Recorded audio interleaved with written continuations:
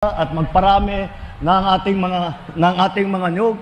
Ngunit at malaki ang market sa labas at marunong na tayong gumawa. Ang kulang lang ganitong klase mga processing plant para nga ang kagaya ng sa bigas, kagaya sa palay, yung value added. Hawakan niyo nga ito. Binabatok-batukan na ito.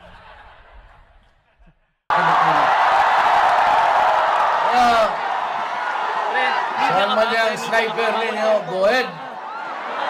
I would be glad to die for the Filipino. Kaya to the Filipino people, I kiss the flag of the Republic of the Philippines.